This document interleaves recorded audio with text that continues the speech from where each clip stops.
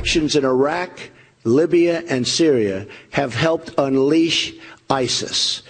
And we're in a war against radical Islam, but President Obama won't even name the enemy. And unless you name the enemy, you will never, ever solve the problem. Breaking tonight, that's Donald Trump with some strong words for the president on the fight against ISIS. Trump's foreign policy speech this week catapulting into focus the importance and the critical need for a strong leader in the war on terror.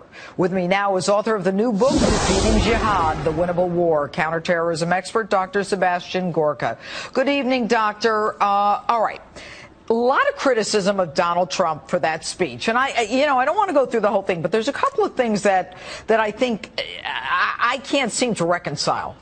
Why do so many people have trouble with this presidential candidate saying America should be first?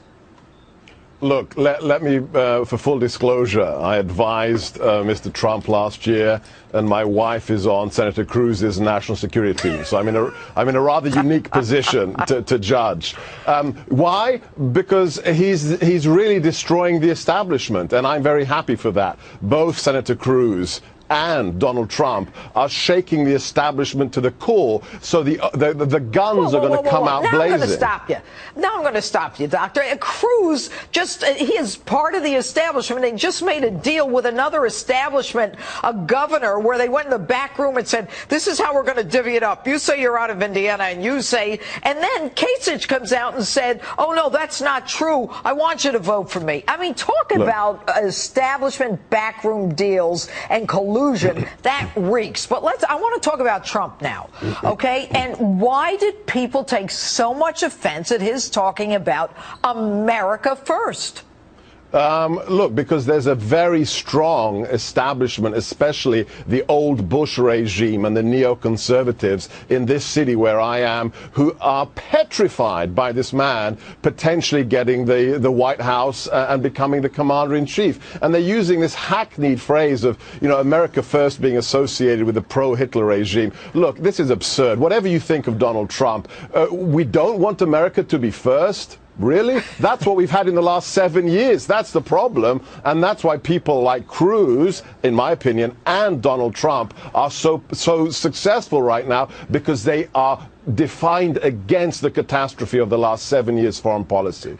Okay, but when you've got Donald Trump talking about, not nation building, and then people being critical of him for saying that, and honestly, it's almost like Donald Trump is already pivoting left to the general election, because that's almost like, the Democrats are the ones who are saying we don't want a nation build, and yet you got Hillary Clinton on the other side being seen anyways, the hawk, given Libya and Iraq and everything else. So what's wrong with not intervening in every problem in the world? In my opinion, absolutely nothing. I'm not a neoconservative, but that doesn't mean that everything is fine with Donald Trump's speech. So, of course, he's going to get flack from the establishment. Of course, we're going to see vested interests on the left and the right attack him because he doesn't belong to the establishment. But there were problems with that speech, Judge, especially when he spoke about China and Russia and our potential friendship and our shared interests. We don't have shared interests. I'm sorry. Even if they're killing. No, even if they're killing, terrorists. We've got a common enemy, ISIS. Russia's the one that alerted us to the Tsarnaev brothers, the Boston bombers. We didn't listen to them to our detriment. That doesn't make them our friends. That doesn't. This is a KGB colonel. This is the kind of guy who tortured people during the Cold War and who wanted to destroy us. Why did Barack Obama and Hillary hit the reset button and allow them to take down the missile defense system? As I said, you're not going to get me here defending the Obama administration. That's not going to happen. That's not going to happen. Well, okay. You know what's interesting is that when in Russia, I was just reading this article, it was well received in Russia, in Moscow's Red Square. Passerby speaking to CNN praised New York tycoon and hoping that there might be an easing of tensions as well.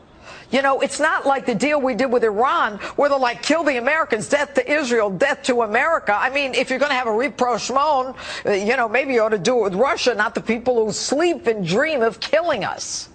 Absolutely. The Iran deal is catastrophic for us. More than $100 billion to a regime that the president in March in an Arabic newspaper said he recognizes as a state sponsor of terrorism. What's wrong with that picture? We are giving more than $100 billion to a nation we know support terrorists. Yeah, again, I'm not going to defend the last 7 years.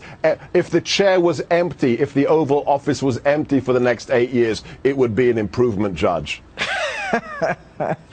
Dr. Sebastian Gorka, thanks for being with us tonight. Thank you.